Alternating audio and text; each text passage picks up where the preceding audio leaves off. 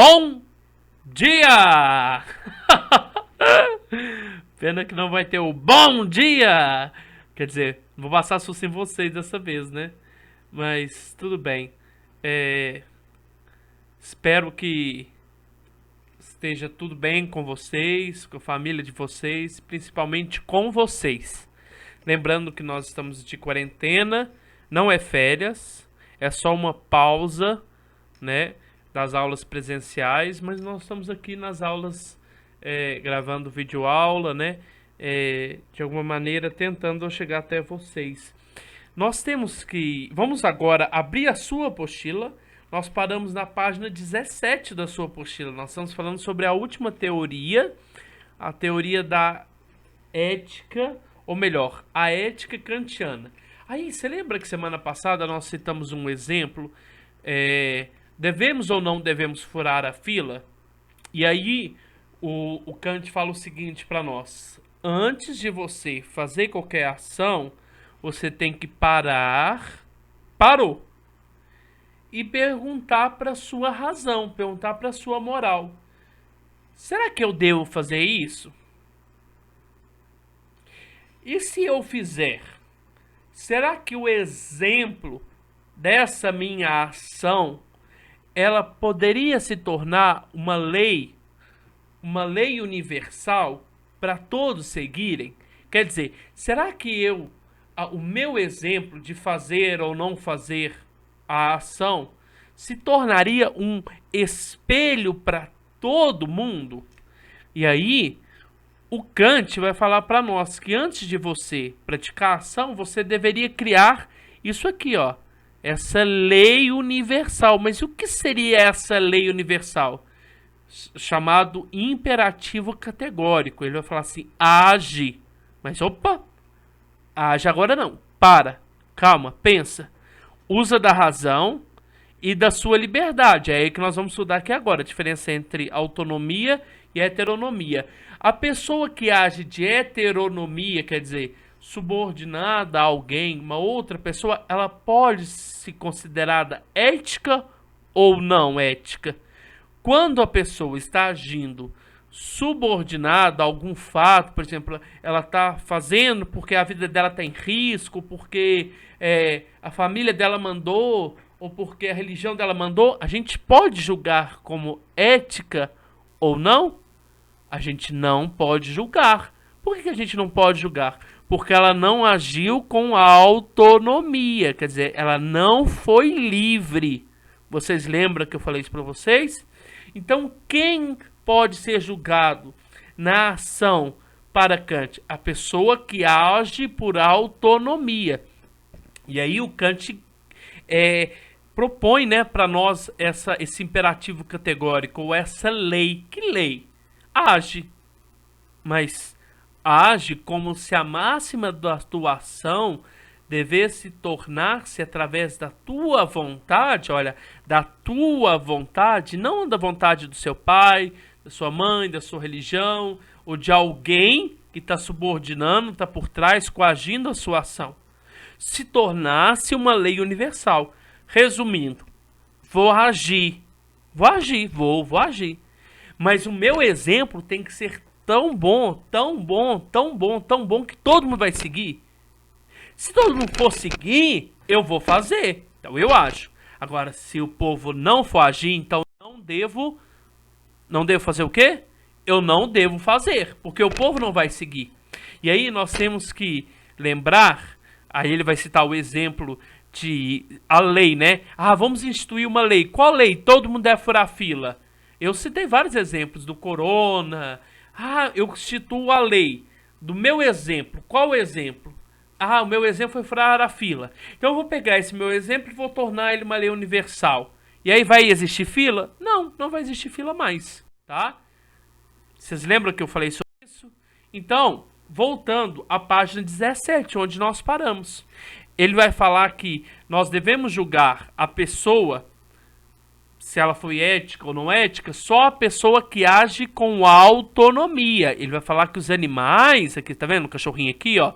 O cachorrinho, ele não é livre, porque ele age pelos instintos. E o ser humano?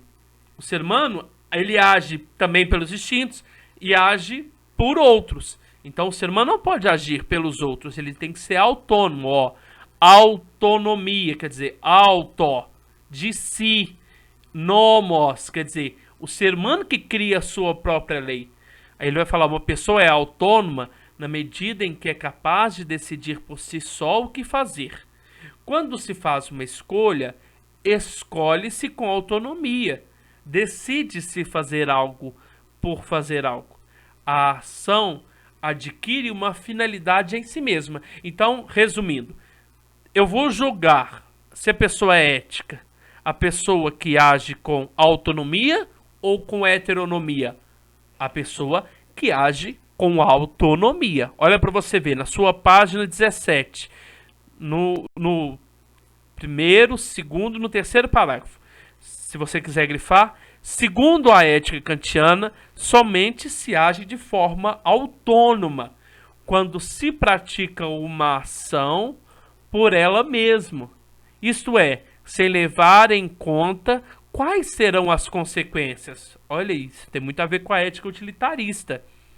Uma pessoa deve escolher seu curso de ação somente se identificar que esta pode servir de base para as leis universais, sem levar em conta critérios variáveis, como os fatores externos ou as consequências dos próprios atos. Dessa forma, para Kant, alguém se torna verdadeiramente livre quando se torna capaz de seguir a sua própria regra, a regra que você mesmo predispôs para você, tá? Então, quem que é livre? A pessoa autônoma. Quem que eu posso julgar na ação, se foi ética ou não ética? A pessoa que agiu com autonomia, tá? Neste caso, não se faz algo porque se sente bem.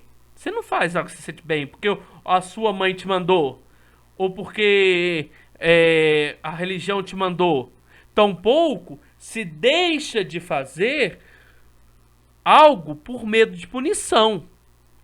Segundo a teoria kantiana, um ser humano é livre quando é capaz de identificar de forma autônoma, ou seja, através de seu próprio raciocínio, a forma correta de agir. Por fim, só há um único motivo que tornaria uma ação verdadeiramente boa: o fato de ela ter sido escolhida pelo seu próprio autor com autonomia. Voltando de novo, eu vou julgar a ação só quando a pessoa foi autônoma, tá? Por exemplo, ele vai citar um exemplo aqui. Uma pessoa que resolve não tomar para si um objeto, quer dizer, ela resolve não roubar, né, um objeto que não lhe pertence. Pode estar fazendo isso não por ter estipulado uma regra de conduta para si própria, mas sim porque tem medo de ser pega e receber uma punição. Já está errado, ela está com medo de receber uma punição.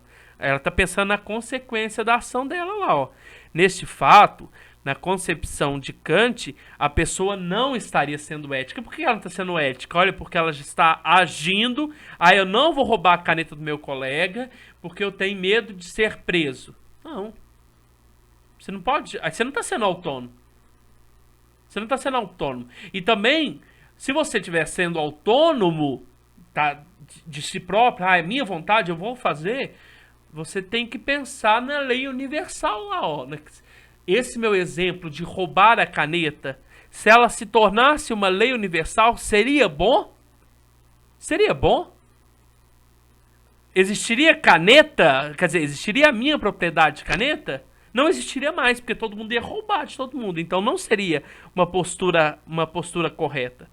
Neste caso, voltando, né, à apostila, nesse caso, a concepção de Kant, a pessoa não estaria sendo ética, pois sua ação seria heteronômica, ou seja, levaria em consideração motivos exteriores à ação. Qual motivo é esse? De ser presa? Da mesma forma, se alguém pratica um ato de caridade doando algo para outra pessoa, somente porque está em busca da sensação de prazer, né? Porque ela ajudou outra pessoa, não está agindo de forma ética, já que está levando em conta o seu próprio sentimento, quer dizer, seu sentimento de prazer, e não o fato de ser correto e de fazer o bem para a maioria, tá? Então é isso que nós estudamos na ética kantiana, tá? Para finalizar a aula, eu quero que você faça a tarefa da página 21. Na tarefa da página 21 dos exercícios propostos, está lá no número 5, diferencie os conceitos de autonomia e heteronomia segundo Kant. E também eu quero que você faça o número 7. O número 7 é uma resposta mais pessoal, né? No número 7 você vai falar sobre... você vai se posicionar sobre as 3 teorias estudadas, que é a aristotélica, né, das virtudes, a kantiana, né, que é a do dever, e a teoria utilitarista, né, e consequencialista de Bentham, tá? Professor, mas ainda tem a página 19 e 20. A página 19 e 20, ela é a conclusão do nosso capítulo, tá? Eu não vou ler ela, porque ela é uma conclusão. Se você... eu acho necessário e eu convido você a ler ela na sua casa, tá? Para finalizar esse capítulo. Toda a conclusão eu não sou de ler ela, mas você é convidado a ler, tá? Vai falar assim sobre o que é certo, como nós devemos agir, né? Muitas escolhas, muitas possibilidades, mas qual que é o caminho certo a agir? Aí, você que vai ter que partir dessa resposta. Quer dizer, a resposta é sua. A partir das 3 teorias que nós estudamos, do Kant, a das virtudes e a utilitarista, qual você acha correta? Tá? Porque a nossa sociedade, o mundo, ela não segue uma teoria, né? Essas teorias estão aí, essas 3 teorias que nós estudamos, elas estão aí para ajudar a melhor forma de agir, tá certo? Então, um grande abraço, fiquem com Deus, não esqueçam de fazer as tarefas, tá certo? Da página 21, número 5 e o número 7. Beijos, com Deus, juízo e fiquem em casa.